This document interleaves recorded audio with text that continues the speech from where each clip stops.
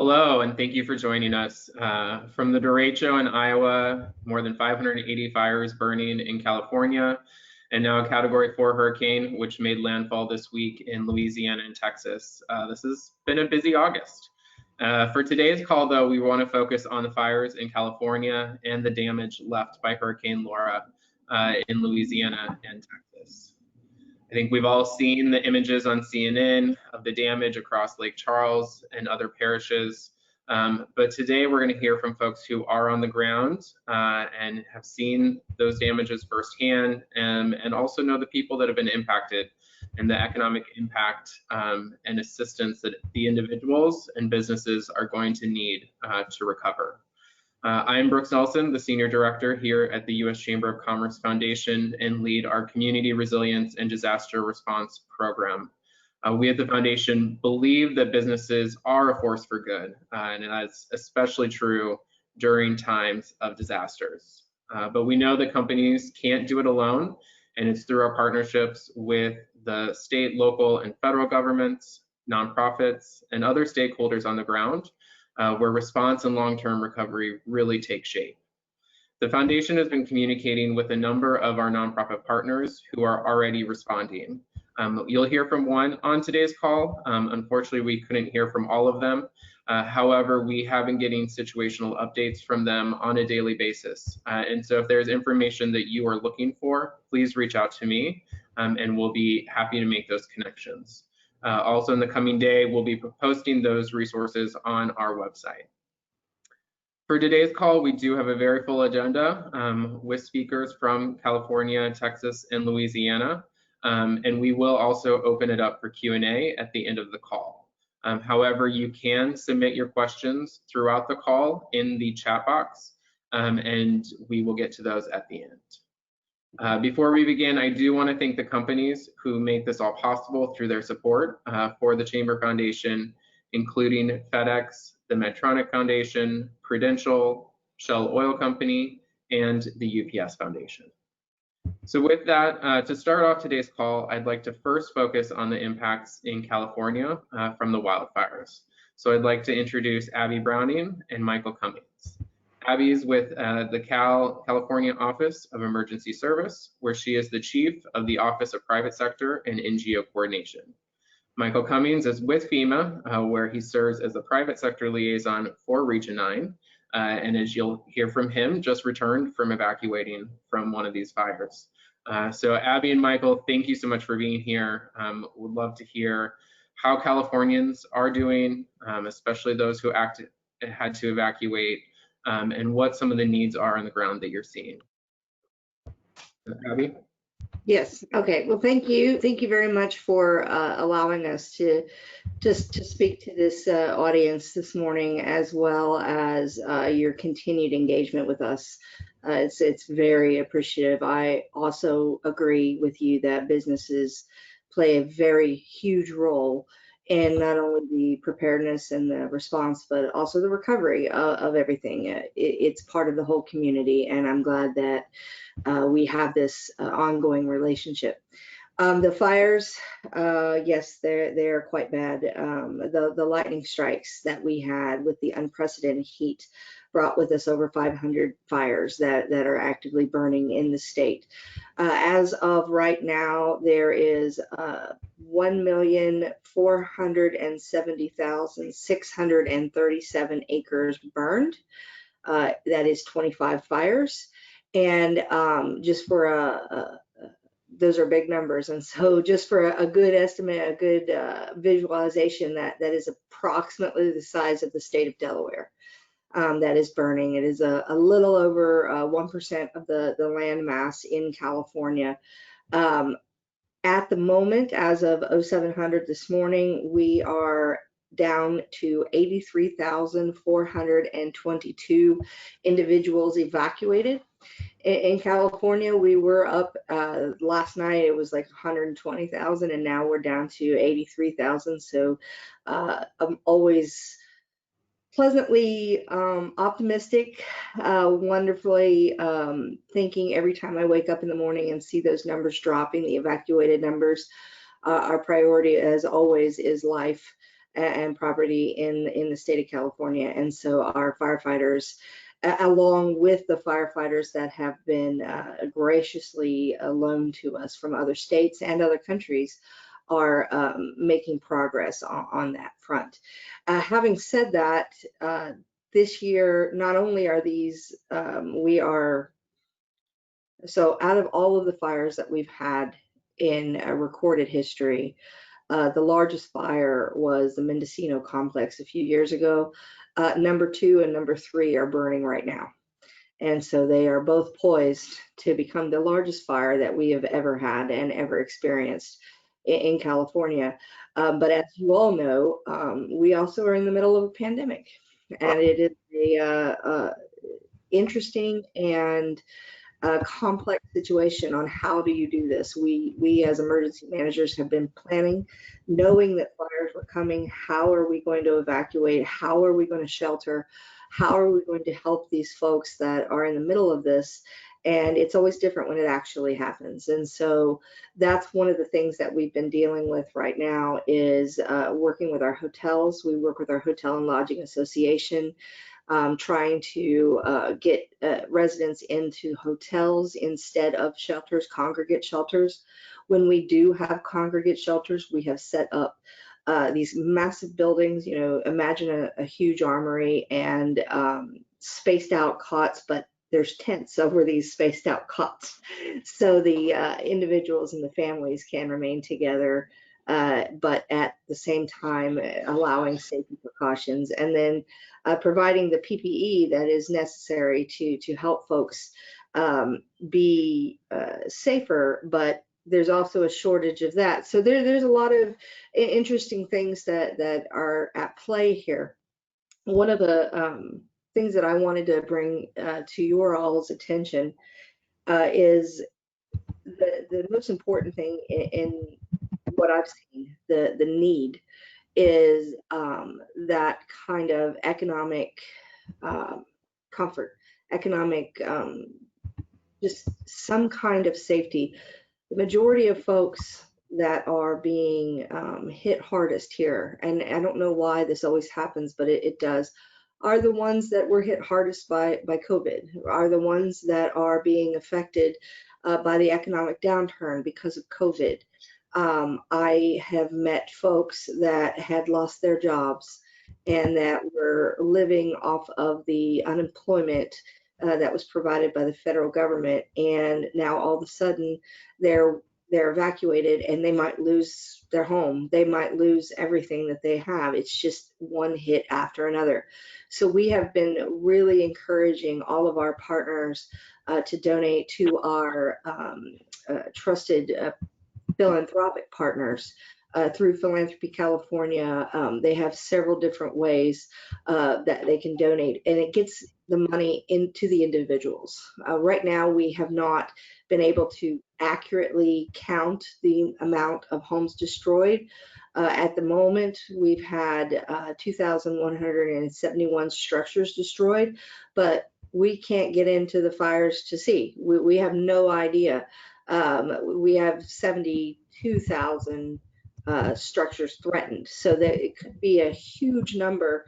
And so that will be another issue. The communities will rebuild and they will need the support to rebuild. And so the Philanthropy California also has a lot of that information there. And I will share the link to these vetted organizations with Brooks. And so you can do with it as you please to share with your membership and the folks on this call. So having said that, I'm very, very thankful that President Trump has signed the declaration, and we have a major declaration, because when something like this happens, we need the power of FEMA and the federal government to come in and assist us. And so I'm very happy to pass the mic here to my counterpart in Region 9, FEMA, Michael Cummings. Thank you, Abby. Excuse me. So my name is Michael Cummings. I'm the Private Sector Liaison Officer for FEMA Region 9. which includes the great state of California. The fire growth continues across most of the major fires in the state, as Abby had mentioned, resulting in increased shelter demands. Areas of concern are limited availability of non-congregate shelters and congregate sheltering in a COVID-19 environment, which we were in the midst of prior to the fires. So reduced housing options for first responders are one of the results. Air quality is moderate to unhealthy in most areas of the state. Individual assistance, or IA, that comes along with a major disaster declaration or a federal disaster declaration. Those programs are being operationalized through hybrid disaster recovery centers in conjunction with state and local assistance centers. Excuse me. Program delivery focused on providing assistance via non-congregate or non-contact methods. The federal priorities going forward are to maintain a safe and healthy workforce as we begin to deploy, deliver mission essential functions in both physical and virtual workplaces in support of our state partners and their priorities and requirements. Right now, there are no unmet needs as far as shortfalls or limitations. However, excuse me, we work typically and report up typically through a construct that includes 7 key areas, and these are called lifelines. Out of those 7 lifelines, there are 2 right now that are reporting that are not green. One is medical in the state, and that condition is yellow due to ongoing COVID response. Nothing major as far as the supply of medical services or or supply chain. The other area that's in gray is due to sheltering. Because the information is insufficient at the present time, especially related to non-congregate sheltering in and around the impact areas. So I'll keep my remaining comments brief, but as always with FEMA, given the fact that we do have a national declaration, there are 3 ways to apply for assistance. One is to visit disasterassistance.gov. The other one is to download the FEMA app and follow the prompts. And then third is to call the FEMA Teleregistration Center at 800-621-FEMA, F-E-M-A. That's it for Region 9. Over to you. Thank you so much, Abby and Michael, for that update.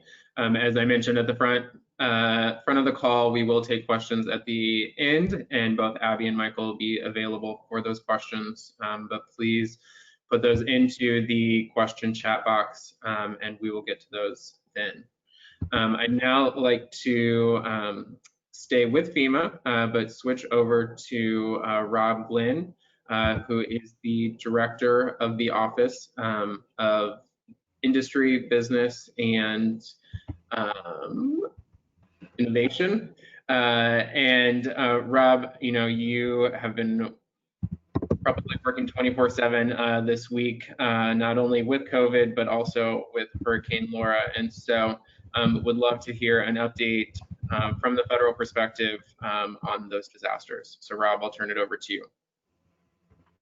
Hey, thanks a lot, Brooks, and thanks everyone else for joining. In this kind of environment, I would just reflect real quick on the Chamber Foundation Private-Public Partnership Conference that we held in July. There was a panel, and it was really called, I believe, called COVID Plus.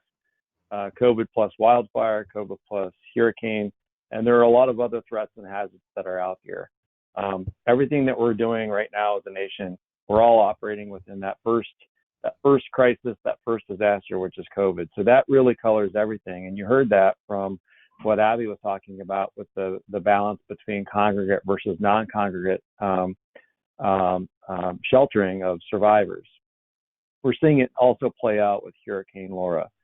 From a background standpoint, Hurricane Laura, really hit yesterday, dissipated today, it's been downgraded, and today is really the first day of response. So I know that there's a significant effort underway to better understand what the human impact is, but we're also assessing what the impact is, as Michael said, to the community lifelines, communications, food, water, shelter, transportation, energy, and certainly health and medical. The storm's impact stretches from coastal areas that really took the full brunt of Laura's winds, and then the storm surge at landfall to areas further inland that are continuing to experience heavy rainfall and flash flooding. The initial impact assessments and search and rescue operations are continuing along the Gulf Coast. Both FEMA Administrator Gaynor and then the Acting Secretary of the Department of Homeland Security are actually in the region right now. They're talking with, they're touring the area and talking with leadership of the states of Louisiana and Texas. And we do also have disaster survivor assistance representatives on the ground, according with state and local partners, particularly at that state and local EOC level. There are a number of customers without power, more than 710,000 across Texas, Louisiana, Arkansas. We're well aware of the challenge facing business and industry within Texas and Louisiana. We're encouraged by some of the numbers from retailers coming back online faster than expected, returning to regular operations. The real biggest challenge for reopening across sectors is really the power restoration, and that's we're aware of that, as well as the water aspect. There are more than 67 public water systems under storm-related water outage, and then 36 under a boil advisory in Texas and Louisiana. So we're sensitive to that because that also drives people back to the stores to buy water, right? So what we're really trying to do right now is stabilize the situation through the lifelines as much as possible, ensure that any kind of infrastructure damage can be addressed quickly, and that we're also working on the lodging piece. The competition, if you will, between the utility crews from, let's say, communications and electricity restoration, and then the mass care requirements. How do we take care of survivors? We do want to have people in non-congregate shelter as much as possible. And so we're really working at a high level, and then also within each of the states to better align some of those requirements. So we're really not displacing or further displacing the more than 15,000 people that the Red Cross estimates are in that status right now. There's because of the power situation, the Army Corps of Engineers, they have the temporary power mission, and they're really working that critical task today, and they're also preparing for debris. So again, you can see that definition between response and then more of an early recovery activity with the debris preparation. When we look at the impact, I think that we're going to see a dividing line, and it's I-10 really. So, and power really drives a lot of activity. North of I-10, we're likely to see a more traditional restoration. So we're going to look at things probably in terms of days. When we look at south of I-10, particularly where the storm surge occurred and the wind speed was the greatest, that had the greatest impact to the electricity infrastructure. And that will be far slower, and in some cases that will be rebuild or reconstruction, not restoration. So that's very early, very early coming out of the assessment of Hurricane Laura. Obviously, safety is paramount, both for COVID, and then also for debris, as I mentioned, and that's something that I would like to flag as well, is we've started to really sharpen the way that we at FEMA look at the community. We've started to look at through a platform that we have that looks at the last 10 years of hurricane data, where there are counties that may or may not be well situated to take the brunt of a Cat 4, for example. Had the storm shifted left or right, the economic impact, while still significant now, I think would have been far greater based upon our read of the situation. We do work with the SBA on the small business front. There are a number of small businesses in the impacted area. Many of them are in healthcare, and so we're sensitive to that. This really helps us build, I think, a sensitivity to some of those challenges that Michael highlighted from a FEMA standpoint within Region 9, along with Abby. I'd also just kind of like to close with a couple of thoughts. The risk is still there from a flash flooding standpoint, and as the remnants of Laura move northward and off to the east, we're going to see impacts in Arkansas, potentially Tennessee, and then we were concerned earlier that across FEMA Region 3, the Mid-Atlantic region, that there would be a significant uptick on wind speed. We don't really see that now. We do think that there will certainly be some rain and maybe some localized flooding, but again, it will not be as great as it was.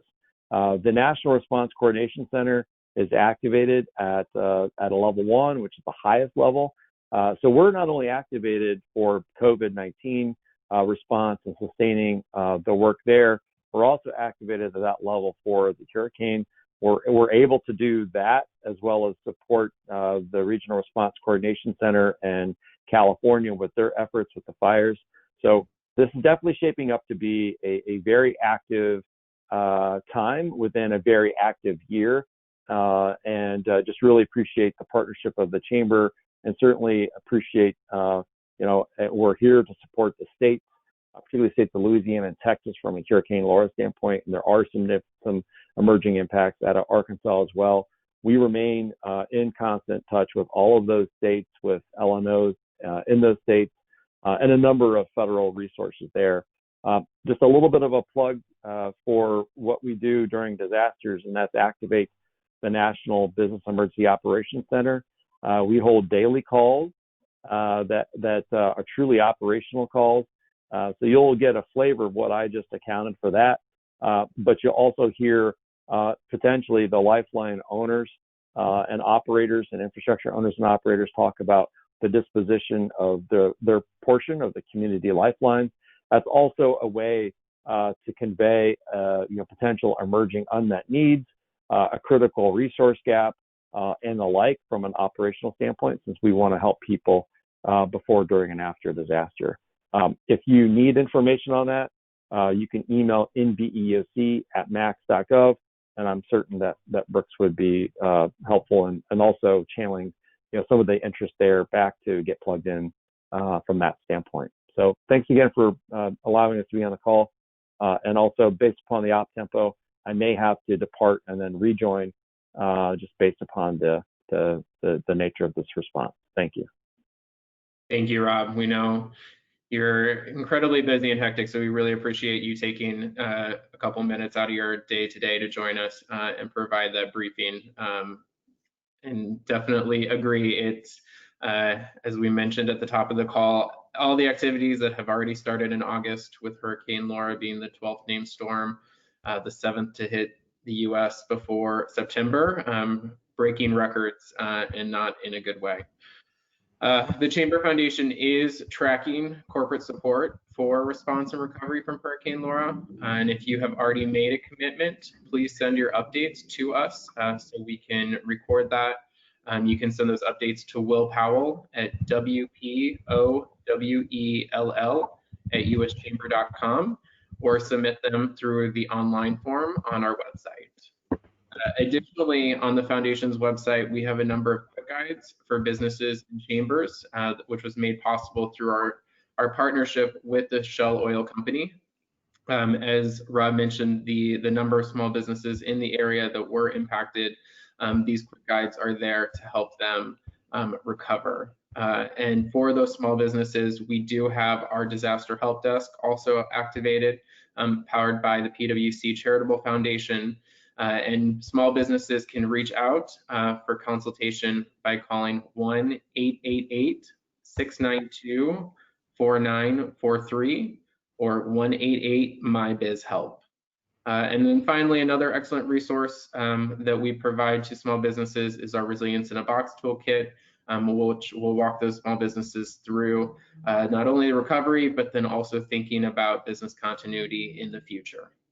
So now I'd like to turn the call over to George Swift, who is the president and CEO of the Southwest Louisiana Economic Development Alliance. George has been a longtime friend of the Chamber, but also represents the communities that have been hardest hit.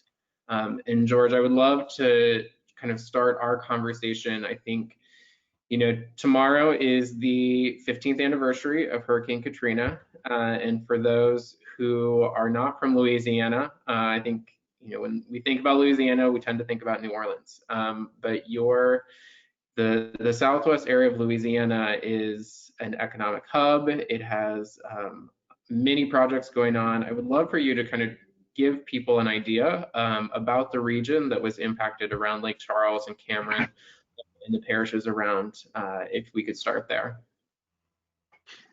Thank you, Brooks. Well, Southwest Louisiana, we consider that a 5-parish or 5-county region of about 300,000 people. We are very intense on the petrochemical industry. We have refineries. We have been a leader in the liquefied natural gas projects, and we have many underway. We've just completed about $44 billion in projects and have at least that much on the drawing board. In January, we were projecting a record year, and I was very prophetic when I said record year. I just didn't illustrate what type record we would have. But with the COVID-19 impact, we suddenly found ourselves, as all of the nation, in a shutdown mode. We found ourselves in a healthcare crisis mode, and then the national economy, the oil prices that we depend on in Louisiana had declined so much that at one point it was a negative. So we have been through that. And now Wednesday night, Hurricane Laura hit. Well, 3 weeks after Hurricane Katrina hit New Orleans and the Gulf Coast, we had Hurricane Rita hit Southwest Louisiana, and it destroyed many homes and businesses. And the difference with Hurricane Laura is that, thank goodness, we did not get the storm surge and the flooding that was projected. But the damage is more widespread than Hurricane Rita. In Rita, you had certain pockets and certain parishes or counties that were hit the hardest. This is pretty much across the board. We're still trying to get a grip on the number of businesses that have been impacted. Our petrochemical industry, of course, has very stringent safeguards and procedures. They shut down. They will be making a decision when to reopen. They have ride-out crews there, and they have generators and all of the things that they need to get back in business. But the small businesses are the ones that are going to be greatly impacted. And at our alliance, we are the Chamber Southwest. We have about 1,300 members, and we're the Economic Development Foundation for our 5-parish region. So we have a facility on the campus of McNeese State University that's a business incubator in our offices.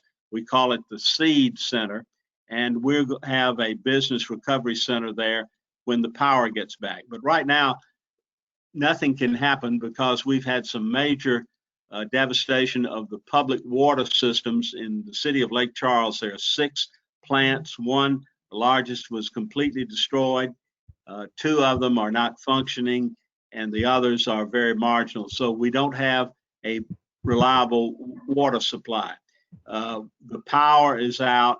We have 4 utilities that serve our region: Entergy, which is the largest, Cleco, Beauregard Electric, and Jeff Davis Electric Co-op. They've got to start over in many cases, like Cameron Parish, which is directly on the coast. They have been hit hard so many times I've lost count. They're very resilient people, but they're underwater right now. That area floods, but they also have 2 to 3 LNG plants that will be getting back into operation soon. So we've got Cameron Parish with the flooding, then Calcasieu Parish, where Lake Charles and 5 other cities are located. That's where the wind damage was. And again, businesses downtown in Lake Charles, the storefronts were blown away, office buildings, the windows were blown out. Some buildings were completely destroyed, some were just damaged, but I don't think we found a structure yet that didn't have some kind of damage. And then homes, we've got a minimum of 8,000 homes that have either been damaged or destroyed in some cases. And so we have got our work cut out for us. Right now at this time, there's a briefing going on that I should be listening to, but I couldn't turn Brooks down to see what the latest estimate is on the power restoration and rebuilding. But I expect it's going to be several weeks. And so until we get the power back, it will be impossible to have a business recovery center in operation. The businesses can't operate. They don't have the power for the cash registers and computers and gas pumps and all of the things that we need. The grocery stores are closed. And so we've got a long recovery period ahead of us. We've done it before, but this one I think is even more widespread than Hurricane Rita. No, that's very helpful. And I think Rob spoke to the power and water issue that you brought up as well, and also kind of touched on the sheltering, and love to kind of dive a little bit deeper on that. Have you been able to talk to any of your 1,300 members? Are they all sheltering right now? And have you heard any updates on the sheltering situation in your area? Well, on Tuesday at noon, the elected officials issued a mandatory evacuation. A lot of us were going to stay and ride it out. Thank goodness we did not. But when they issued the mandatory evacuation and we saw that the hurricane was strengthening and it would come in as a Cat 4, Katrina was a Cat 3, so we got out. Yeah. Most of the small business people are not back in. Again, they've got to get their houses situated, see what the issue is. And so I think it's going to be a week or two before we are able to get many people back in. Right now, the big issue, most immediate, is debris all in the roads, power poles, power lines, trees, all have to be removed so that people can get around. And the sheriff has issued a 7 p.m. curfew. So a lot of people will be coming in, looking and leaving, and then come back and make repairs as necessary. Mm-hmm. I think Rob brought this up, and you've been hearing a lot about this, but the I-10 bridge and the bridgeway and major infrastructure within your communities. Can you talk a little bit about the status of the bridge and the infrastructure for the community? Right. Well, we have 2 bridges across the Calcasieu River. The most heavily traveled is the I-10 bridge. It was built in 1952. It was built to accommodate about 37,000 vehicles a day. We now have about 80,000 vehicles a day. It has no turnoff lanes. It's very steep.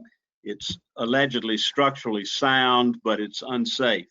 Well, during the storm Wednesday night, the Isle of Capri riverboat, which was nearby, was knocked off its moorings and it floated in between 2 pillars of the I-10 bridge. They have since removed the riverboat. The Louisiana Department of Transportation is doing an assessment on the bridge. We don't know the results of that. Hopefully it's still structurally sound, but we've been working to get a new bridge for 20 years. And the chamber has been involved in the last year or 2 trying to push the effort ahead. And so this is something that we have to do. But in addition to the I-10 bridge, we've got many roadways that were damaged, particularly in Cameron Parish, that are going to need to be replaced.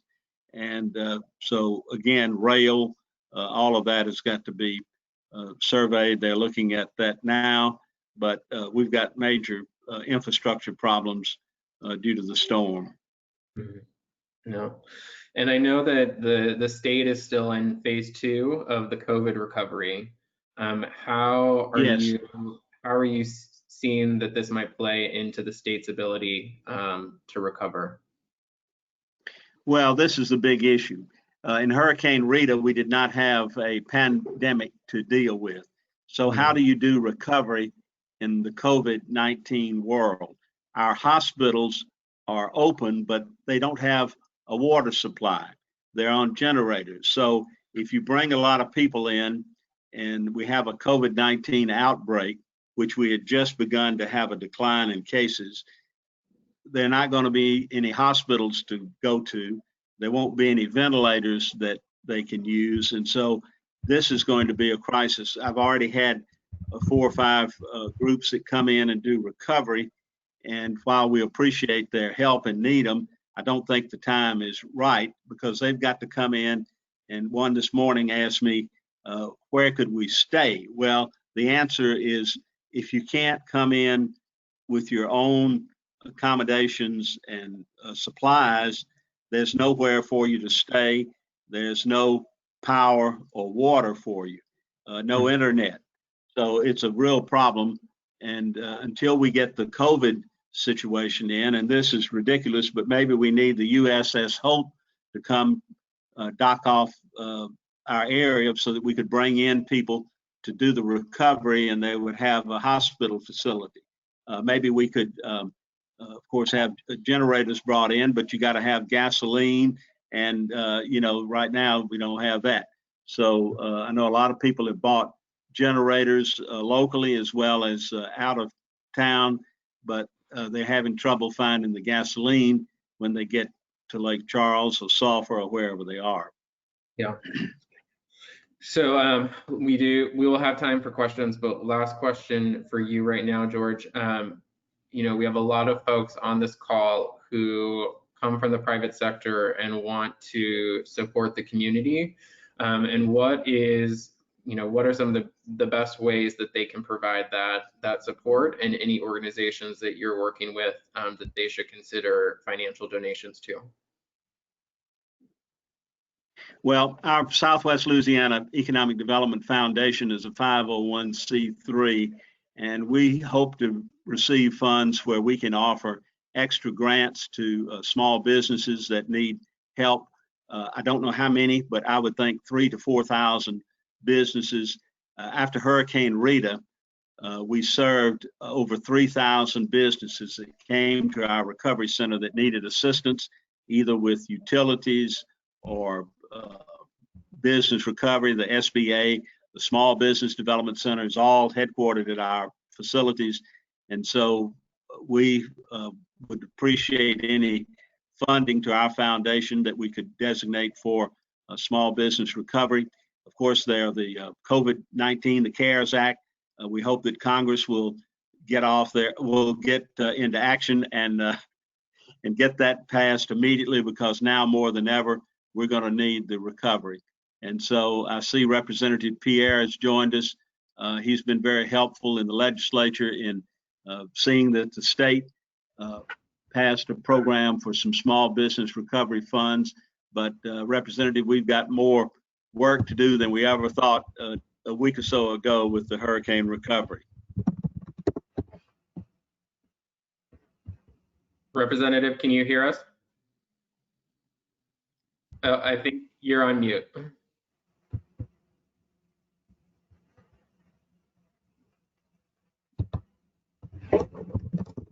Oh, Representative, we're still not getting audio from you.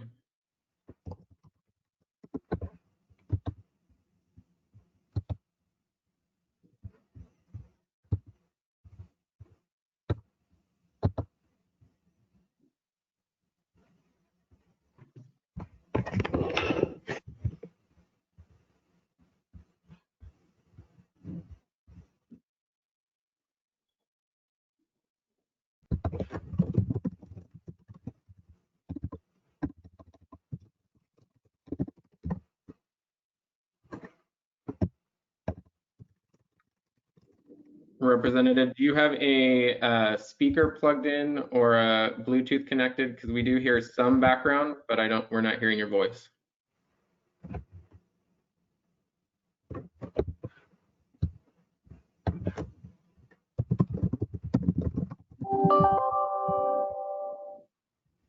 Nope.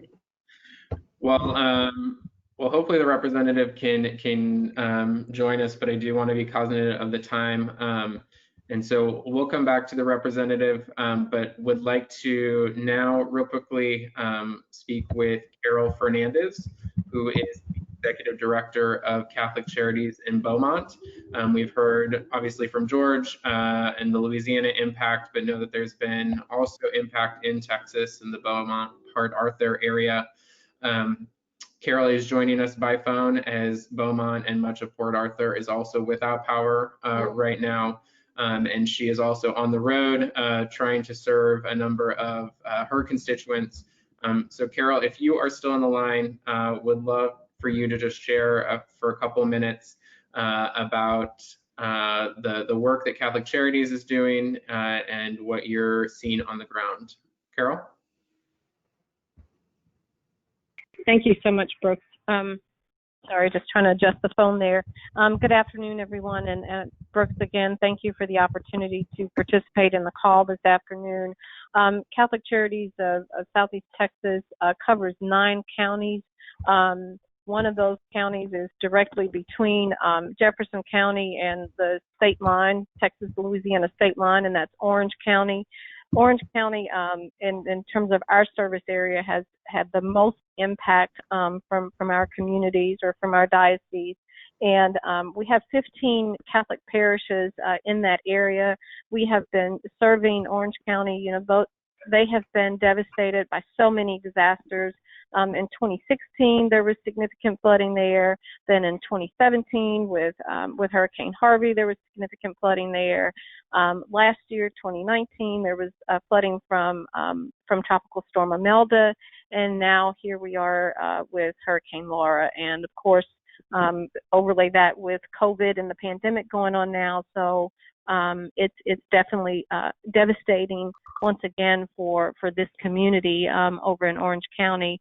Orange County is also an area that is very high poverty rates. I'm sorry that I don't have those numbers here in front of mine for me to share with you today, but I can tell you a lot of those communities are very, very poor already, and so all of these things are really just exacerbating the needs there and the problems that are there.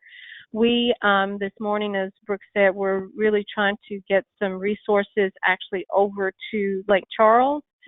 George, if you can help us, I made a silly mistake, well, not mistake, but not a wise decision yesterday, and drove over to Lake Charles because we have a lot of family that had evacuated and wanted to see. And I was there for Rita, and I agree with George. This hurricane is nothing at all like the damage for Rita. I'm really still just amazed at what I saw yesterday, and so we're trying to figure out how to get water and food over there, George. I'm working with the Catholic Charities there as well. So we have our truck loaded and ready to get that way. We're just trying to find what's the open roads with not having all of the poles down, because I know that was an issue navigating in the city yesterday. We foresee that we've done a great deal of work, as I've said, for Hurricane Harvey and Imelda and other past disasters, and so we know for sure that some of the resources right now that's needed, basic needs for food and shelter and water. Of course, what are we going to do about housing for people? George, we face the same thing. Everybody wants to come and help, right, but then where can they stay? Where do you put those folks at? And so I can tell you, we said the same thing that you're saying to people. If you come, self-supporting, if you have an RV, those types of things, then you can come and park, and, we'll feed you if we can, but for the most part, you need it to come being self-sustaining to do recovery work. We have provided case management services. We've done this mostly through Catholic Charities USA and the National VOAD, the National VOAD is Volunteer Organizations Active in Disasters. And so they have really been tremendous resources for our agency and will be for the other Catholic Charities agencies in Louisiana as well as Texas, being able to respond to the disaster. We have worked with, Brooks, you were asking about corporate partners earlier, and I mentioned to you Entergy and Turner Industries and BBVA, Capital One, all those, but also through the United Ways, we have companies like ExxonMobil, you know, a lot of the refineries, Zachary Industries, just a number of partners through United Ways where they have provided disaster funding to support our community. So we certainly couldn't do the work that we do as nonprofits with getting direct assistance to families without the support of the private sector. I can tell you other needs are going to be, like it's discussed with you, Brooks, fuel and transportation. You know, George, as you said, since there's no way really to live and stay in Lake Charles, people are going to be traveling, whether it's from Lafayette, Baton Rouge area to get back to Lake Charles, or even it's from Beaumont to get to Lake Charles. And so that's a huge fuel cost to be able to do that, whether they're going daily or, you know, when their jobs are back up and running, if it's to check on their homes. So surely financial assistance and being able to provide fuel gas cards to people, that will be really an important resource. You know, I could go on and on. I don't know if you guys have questions for me, but basically what we do and what Catholic Charities agencies as a network, we're early responders. We're not first responders. And so we are early and long-term responders. And so we're there. So we are still, for example, we have about 15 staff that are still providing case management for Hurricane Harvey and the flooding that came along with that.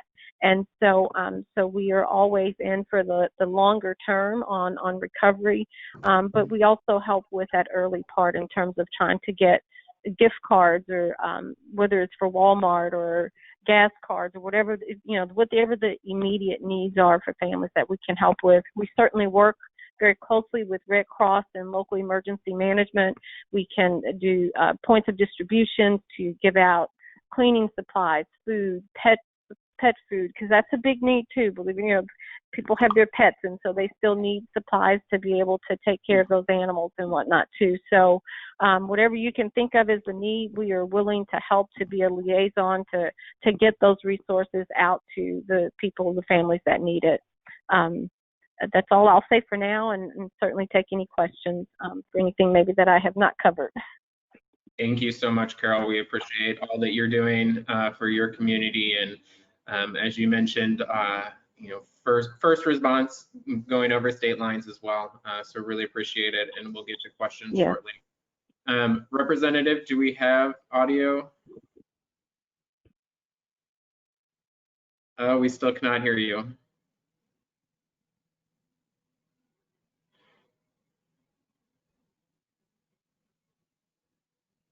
We'll give it one more try.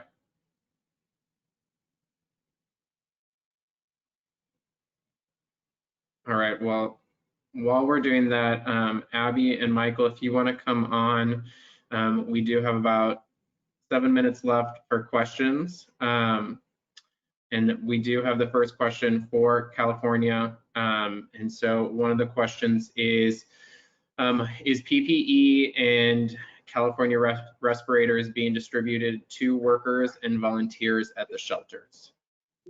Yes. That's an easy question. And do you Yeah, coordinate, or do you have enough for that? we are definitely distributing state-acquired PPE to those that are in the fire zones and in the shelter areas as well. The volunteers, not only the survivors, but also the folks that are working in that area, the essential workers that have to go in. And we're also quite aware of the fires are in our agriculture area that is being harvested right now. And so we are working through our agricultural commissions and some of the community-based organizations on the ground to help provide N95s to those workers out in the fields as well, because the smoke is just horrid and it's bad conditions, but it is also one of our largest industries. So we want to take care of everyone, but still also look out for the economy as well. Thank you. And I would also accessorize that comment by saying that any DRCs or disaster recovery centers or information centers that are being or will be set up will also have PPE, not only for our staff, but also for visitors who need it coming into each facility. Great. George and Rob, this question, is there any news on the biolab fire in Lake Charles? Do you have any updates on that? Well, there's an industry right along I-10 right before the bridge, as a matter of fact, and fire started early yesterday morning. They manufacture chlorine for swimming pools, so they had to order a shelter in place. As far as today, it's under control, but that was just one more thing. It's like, okay, what else can happen? And let's have a chemical fire and a shelter in place when folks don't have a shelter. But so that's under control now.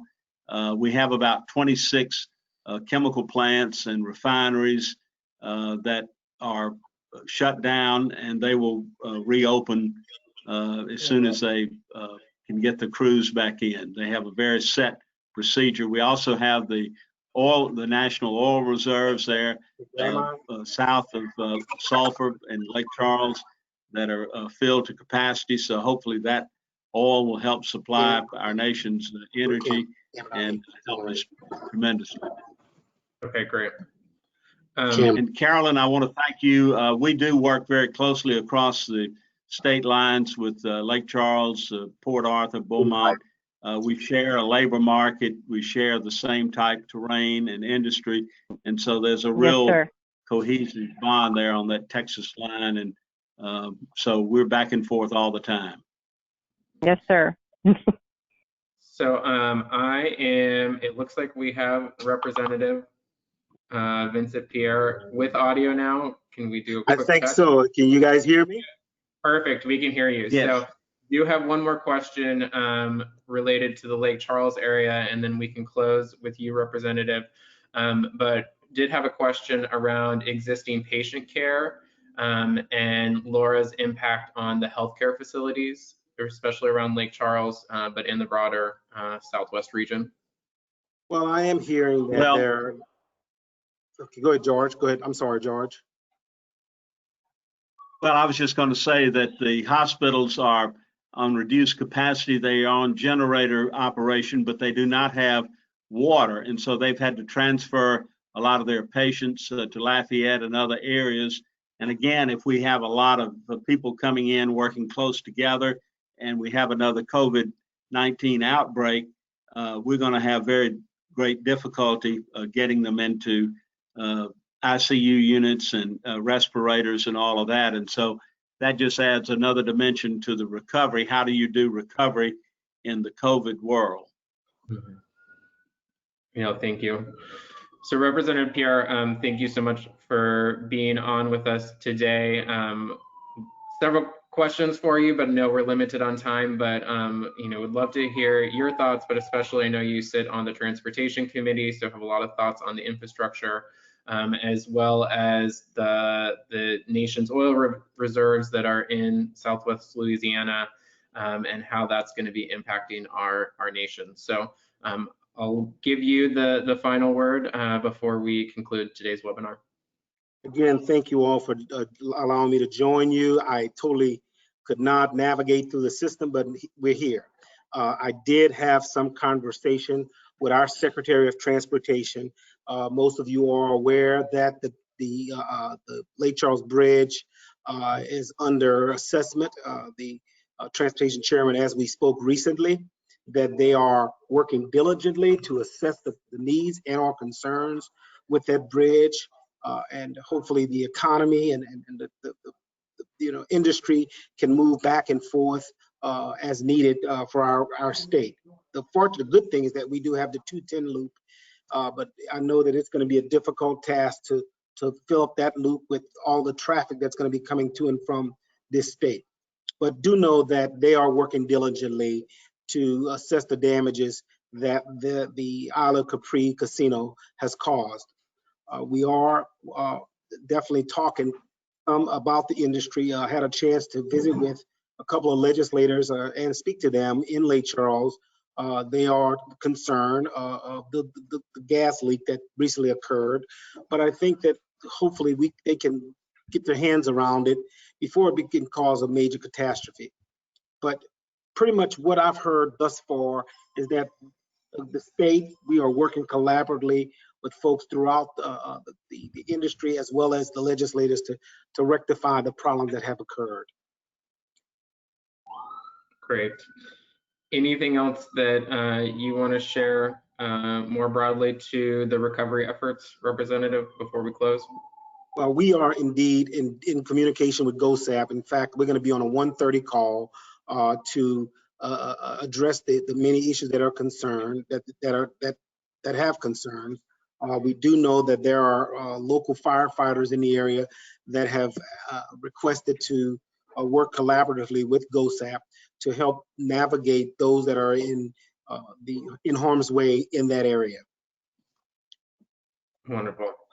Well, thank you so much, Representative, and to all our speakers for joining today's call. We know the private sector community is looking to support and looking for opportunities, so we really appreciate today's briefing. And if you are on the phone and have additional questions on how you can engage, please do not hesitate to reach out to me directly, and we can make connections for you. Again, my contact information, as you see on the screen, bnelson@uschamber.com. And again, thank you to the companies who made this call possible. So with that, thank you all for joining, and please do not hesitate to reach out to the Chamber Foundation as we help you navigate this response. So thank you all. Thank you, Brooks.